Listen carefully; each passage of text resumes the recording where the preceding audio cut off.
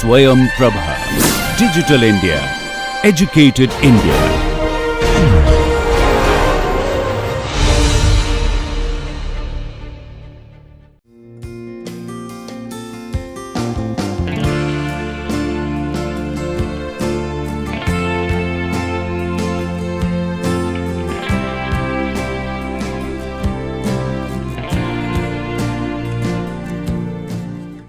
In the last class, we have seen how the experiment HMBC works.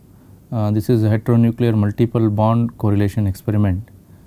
Compared to what we get in HSQC and HMQC, we get longer range correlations in this particular experiment. So, the schematic of this spectrum is what we saw last time. So, this is shown here. We can see that in this particular spectrum HMBC, you get long range as shown in this case. So, you can see here, for example, in this molecule which is glutamine, in a glutamine we saw that you can now get correlations from this hydrogen atom to two bonds carbon, and you get a correlation to here carbon. Similarly, you can get a correlation to from this proton to the further carbon. So, what is done typically is that we suppress the one bond correlation in HMBC by tuning the coupling constant or tuning the delays in the coupling constant inept to the frequency or the coupling value for a two bond. So, if you recollect, in an inept experiment, in an inept block of a HSQC, we basically saw that we can tune the coupling to a delay to 1 by 2 j, where j is the coupling constant between the carbon and proton. Similar to that experiment, here also we do the same thing. The inept here is, instead of tuning to 1 by 2 j, that is j of one bond coupling, the 1 by 2 j is taken, but j is tuned to a longer smaller coupling which is typically about 10 to 15 hertz. In fact, it can be smaller than 10 hertz. So, about 5 to 15, 5 to 10 let us say for 2 bond, and further you can go up to 3 bonds away, but that is much weaker coupling. So, therefore, that coupling is much smaller than 5 hertz, and because of its weakness, the smaller value, we do not normally get correlations further further than 3 bonds. But 2 bond coupling from carbon to proton is very frequent, that is most the peaks are in this correlation, and that is what we see here. So, you can see in this particular schematic drawing, we can see that when I look at this line here, this red line which corresponds to the line 2, that means the proton here, we are looking at proton in the x axis and the carbon is on the y axis. So, the proton number 2, this proton has a chemical shift of around 2.1 ppm in the proton axis, but in the carbon axis you do not see the correlation to the carbon 2. Carbon 2 should be here, but that is what we do not see. Sorry, this is carbon 2, we do not get that, we get correlation to this carbon which corresponds to 3 on this axis. Okay. So, on this axis, this is a number is given for the carbon, and you can see this carbon is number 3 and this carbon is number 1. So, we are getting 1 and 3 correlations for the proton which is number 2. So, that is what is indicated here, that if you have proton, second proton, the second carbon, the proton shows correlation to this carbon as well as this carbon. Similarly, we can look at the other proton which is number 3, which had a chemical shift of 2.2, 2.5 ppm, and that shows correlations in the carbon dimension to carbon number 2 now, which is here, which is this carbon number 2, and if possible, that is if there is a 3 bond coupling strong enough, then also to carbon number 1. Okay. So, typically we look for in HMBC to 2 bond, we do not go to it beyond 2 bonds, because as I said, beyond 2 bonds correlations can be much weaker than 2 bonds. So, now let us see where HMBC can be useful. We saw that HSQC and HMQC give correlation between proton and carbon, and HMBC is now giving us long range, but how can that be used in practical, how can be used in practice and where it will be useful.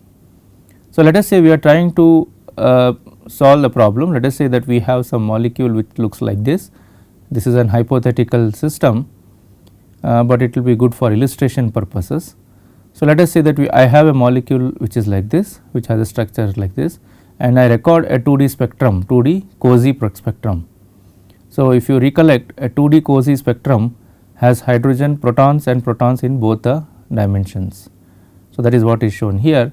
Now, if you look at the diagonal, again if you recollect, let us say that we have the proton is always, this diagonal is always similar to a 1D spectrum. So, let us say, again we do not know exactly the values, but let us say that H beta, that Hb has a chemical shift here in the proton axis, the other two Hb and Hc have here. Okay. So, now according to the cozy principle, this Hb will show correlation to both Hc as well as Ha, because Hb is 3 bonds separated from Ha. So, therefore, I would expect a cross peak between Hb and Ha and also between Hb and Hc, because Hb is also separated from Hc by 3 bonds. So, based on that, we have shown the schematic here that Hb shows correlation to both Hb shows to C and A. So, there should be a peak here also. So, let me draw that. So, there will be a cross peak here also. Okay. So, this is basically telling us that this is the cozy cross peak between the H beta proton and the remaining 2 protons. But now the question comes, which of these 2 peaks, how do we know which peaks, does it this blue color, this peak, does it belong to this Ha or does this belong to Hc? Similarly, this one, does it belong to Ha or Hc? So, one of them is Ha, one of them is Hc, but we do not know which is which.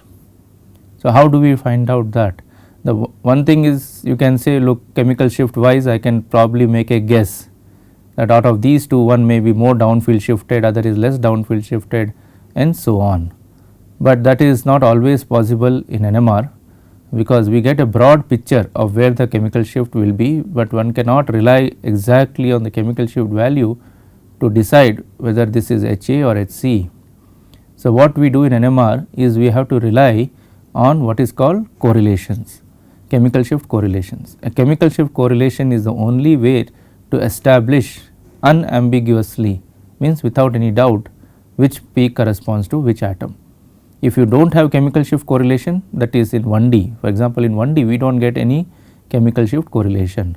So, if you have only 1D spectrum with you, then you have no choice but to rely on the chemical shift values and make a guess, but that guess can go wrong many times. So, therefore, the whole idea of 2D NMR was invented, because that helps us to give chemical shift correlation connections between 2 protons or 2 carbons, and that information really helps to find out which peak will correspond to which atom. So, in this example we have 2D correlation spectroscopy, that is cozy, but you can see this is also not sufficient.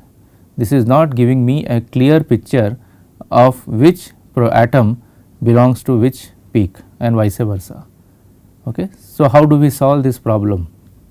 We will see that HMBC helps us here.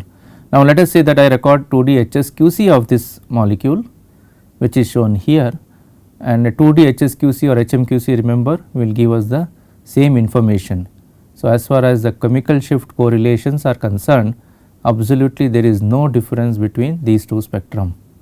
Minor differences are there in terms of sensitivity, resolution, etc., but the chemical shift correlation information is same in both. So, let us say I record such a spectrum of for this hypothetical molecule shown here, I may get something like this. So, here this is on carbon number 2 and this is shown proton number 2. How did I get this information? I got the information because I looked here and I have somehow assigned this H beta, Hb, because Hb is showing to both. So, I know that Hb has to be in the center of the 2. So, again, you know, in this kind of system what we are trying to use is a simple logical based argument. We are not relying on the chemical shift value.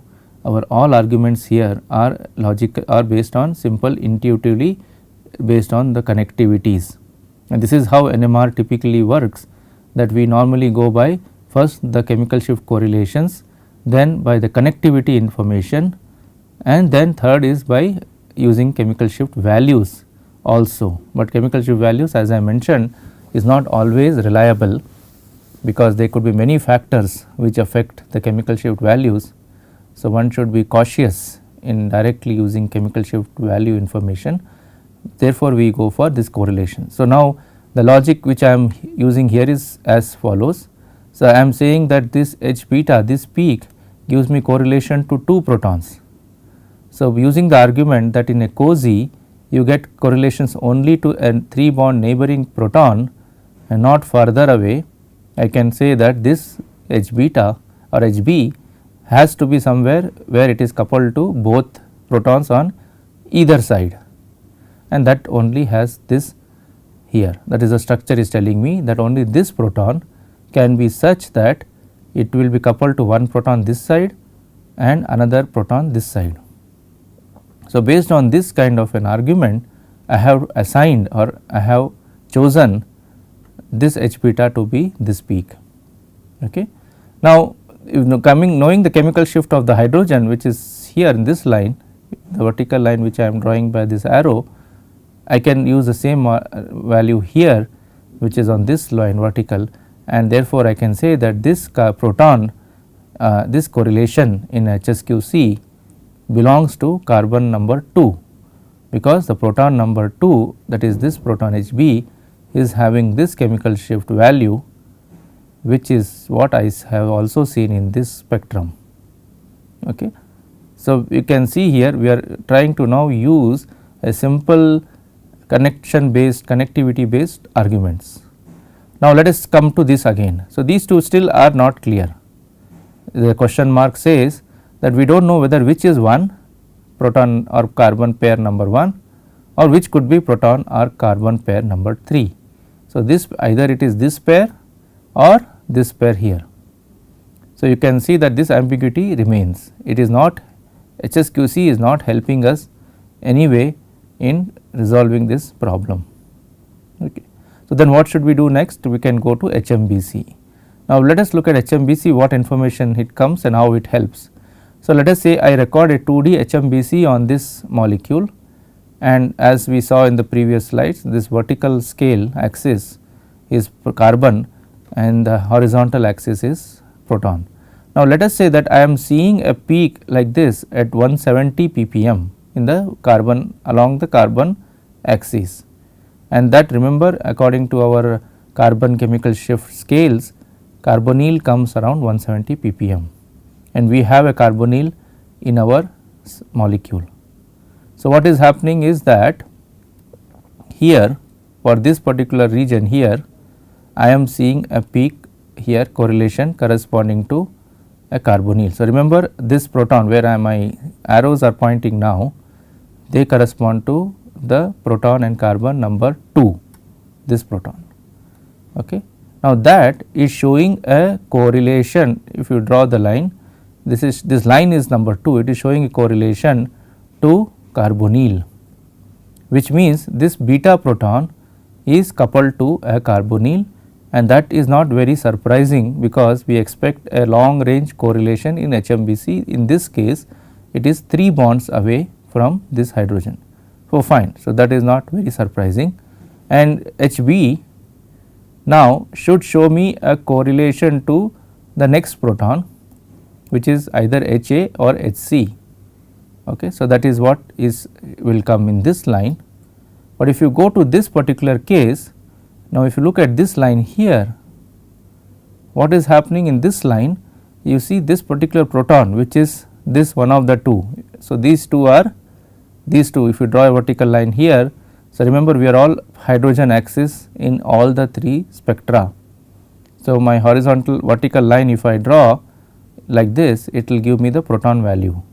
So, this proton value here and this proton value here, these 2 proton values corresponds to these 2 here. Okay. So, if you look at the proton value here, it is giving me correlation now to a peak here, which is carbonyl. Now, if you look at the structure here, only HA and HB are close to this carbonyl. In fact, HA is very close, 2 bonds away. So, H alpha HA is expected to give a strong HMBC correlation to a carbon to the carbonyl carbon, and I would not expect HC to give correlation to this carbonyl carbon.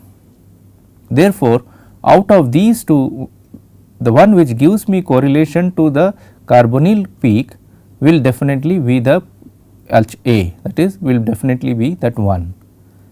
Okay. So, that is what is shown here, that based on this information that this peak this line gives me correlation to carbonyl and 2. So, this is 2. So, let me write that down.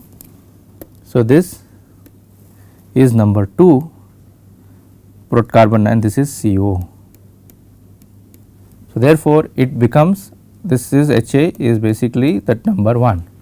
So, now I can say that now this proton belongs to number 1.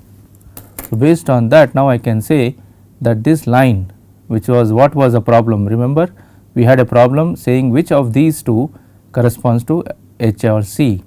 Now, having seen that this line here, this proton gives me correlation in HMBC to carbonyl, then I conclude that this line has to belong to HA, and that is this one here.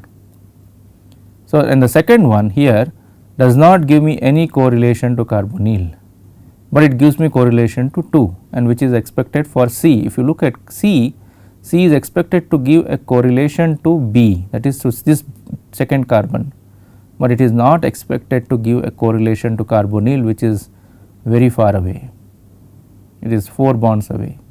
So, therefore, this kind of a spectrum, and now what is this line coming back to the last one, this is nothing but a B, and B is giving me giving me a correlation to C carbonyl, and it should give me correlation to both A and C, but remember both A and C are very close. So, let me draw the correct this one. I would expect, let us say this is number 3, that is HC. So, therefore, this will be, there will be a peak here which will be carbon of HA. This is Ca, which is number 1. Okay. So, this particular line, if you see the last line here, corresponds to HB, HB, HB, which is here, and it is showing correlation to 3 peaks. One is the 3, 2 is showing to 3, this H beta is showing to 3, which is this carbon here, and it is showing to 1, which is this carbon here, and both of these are only 2 bonds away, and it is seeing that there is a correlation to carbonyl which is far away, but this peak may not come or may come, it does not matter to us, because remember we are only focusing on the assignment of 1 and 3. The problem was here 1 and 3, and that is now resolved or solved using this HMBC spectrum, which helps me to give this information. So, therefore, HMBC is this helps a lot to unambiguously figure out which carbon is coupled to which proton, and the long range information helps us to resolve any doubts like we saw in this particular example. One thing you may ask or you may have in mind is that why are we not discussing about this carbon, but remember it is fine if there is a this carbon will come around 60 ppm. So, there may be a correlation between HC and this carbon, which is not I am not showing in this spectrum at all, because for me just getting a correlation to carbonyl is sufficient to resolve between the doubts of which is HA, which is HC. Okay. If I get a information of this carbon, that is this CHCOH carbon, good, that is also will help me to resolve the doubts between which is HC and which is HA. For example, HC will give me correlation to this carbon, but HA will not give me any correlation to this carbon. Okay. So, therefore, yes, having this information also helps, but already I am able to find out clarify my doubts by simply looking at the carbonyl correlation. Okay.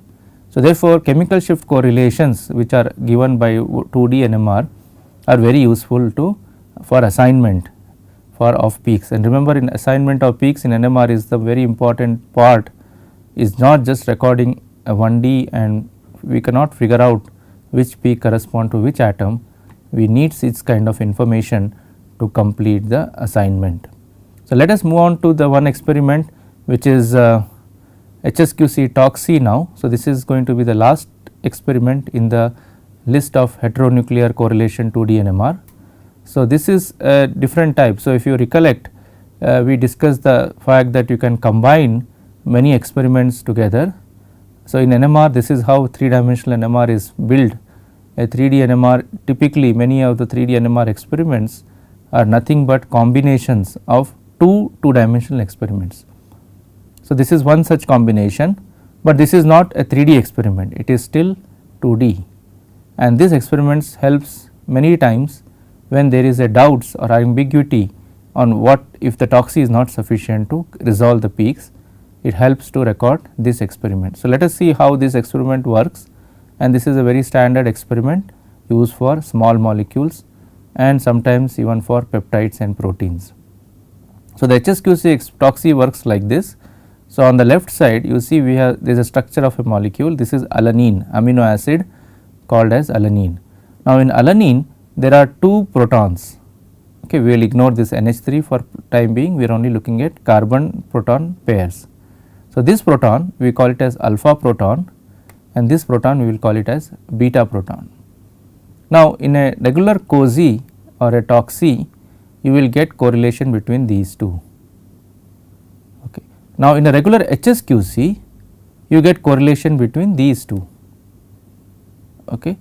So, what is done in HSQC is this two information, that is information of direct proton carbon correlation and information of proton proton correlation is combined together, and both the information what just now I mentioned are available in one spectrum. So, how is that? Let us look at it. So, this is, let us say this is alanine and alanine beta. So, there is a typo here, we will correct it. This is beta and this is alpha. So, there is a so now it is known that it is expected that the carbon beta should come around 20 ppm in alanine and carbon alpha comes around 50 ppm. So, now what happens in HSQC TOC? Let us understand the peak pattern.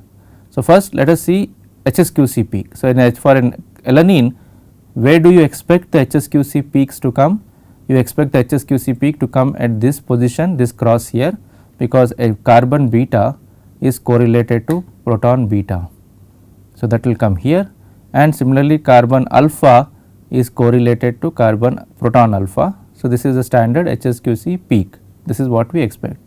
Please note that this is not a diagonal peak, although in this picture it looks like a diagonal, it is not diagonal because one axis is proton, other axis is carbon. So, you cannot expect a diagonal peak in this kind of a spectrum. Now, next is the TOC peak. So, HSQC peaks have come. Now, the word TOC has to come now, I mean the spectrum correlation corresponding TOC has to come. So, what is the TOC correlation? What do you expect? You expect this proton and this proton to be coupled in a regular TOC. So, that is what we will see now, that these two protons are the cross peaks, these two peaks are the cross peaks corresponding to the TOC coupling. Now, if you see along this line straight, along this line for a given carbon, that is beta, I am seeing the full proton connectivity, means all the protons in a spin system. Remember the word spin system, which is very important to understand in TOC. So, the complete spin system will appear in the line of a given carbon peak. Similarly, if you go to any other carbon in the same molecule, you will get a full line of the full spin system which will show up. Okay. So, this is how the HSQC TOC works, that given a molecule or a spin system, you take any carbon in the spin system and take the line along that horizontal, and you will see all the proton peaks in that spin system will show up here. We will see examples just in a few slides. Similarly, you take to any other carbon, you will again get the same full spin system along that. So, it means all the carbons will show to all the protons. Okay. So, you see this is a combination of proton toxi to carbon HSQC. So, let us see some more examples. Let us say that you have this molecule, this is say alanine. So, this is what is shown here, this is peak number 1 and this is beta peak. Now, this is similarly a peak, this is a toxi because proton to proton toxi, and I will get this 4 peak pattern. So, where does HSQC toxi help? The HSQC toxi helps in when suppose you have a mixture of molecules. Okay. So, remember in NMR typically when you do organic compounds, we have only a pure compound in hand, and all our spectra that we record is typically a pure compound. But let us say you are working on some project or some work where you have mixture of compounds, then how do I figure out which peaks correspond to which compound? Okay. So, this is typically a situation in some areas in NMR known as metabolomics, where you are looking at small molecules in a system, and what happens is many molecules will be mixed together in the same sample.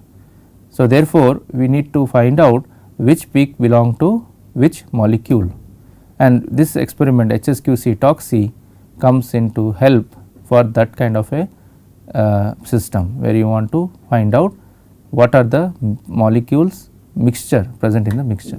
So, let us say that we take an example here, we take a mixture of valine, a molecule amino acid called valine with another amino acid leucine.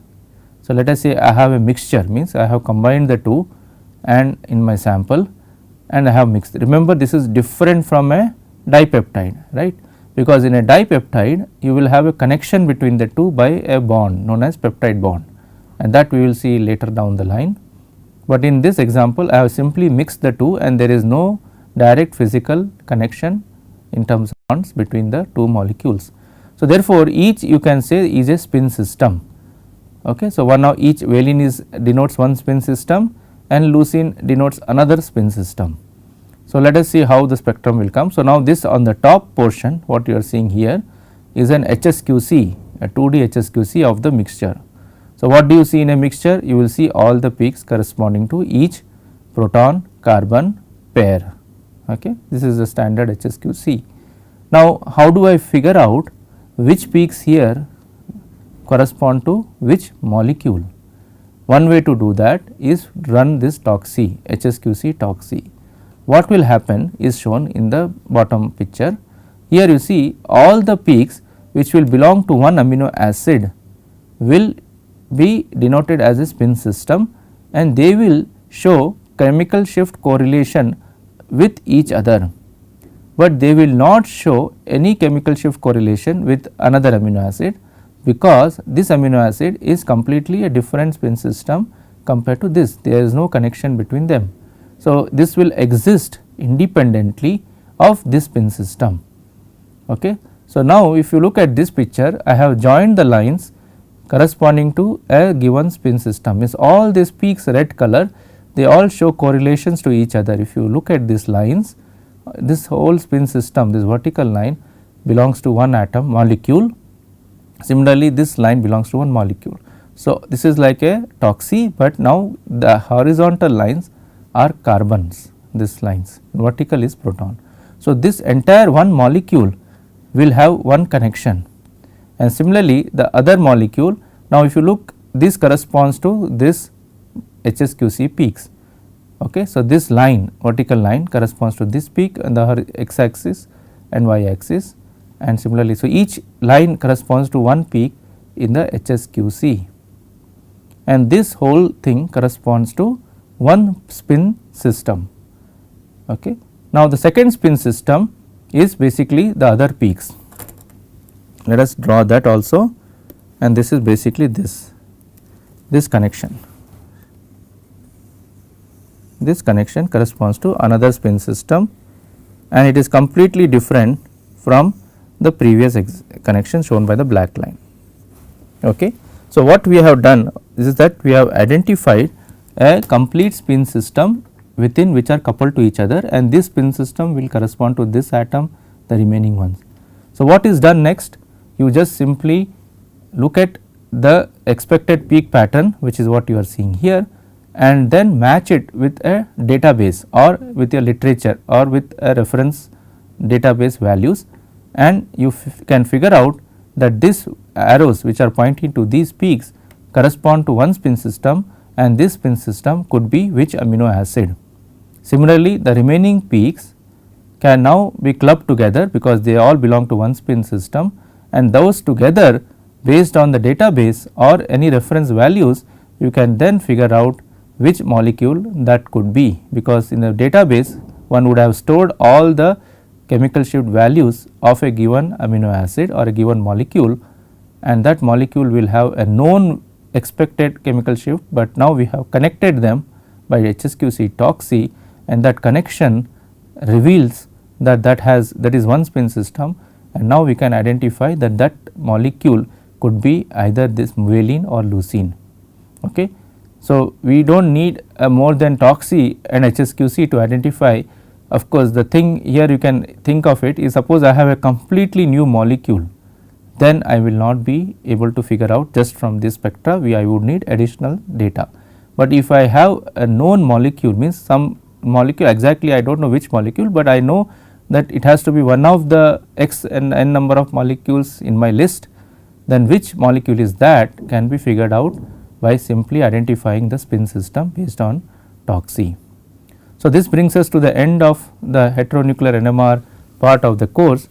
We have seen at least 4 different experiments, that is HSQC, HMBC, HMQC and HSQC TOC.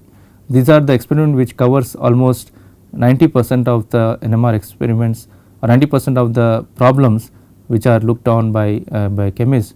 Now, we will move to the next part of the course in the next class, where we will start looking at how we can apply this experiments for structure determination of a molecule, and we will look at specifically a peptide molecule.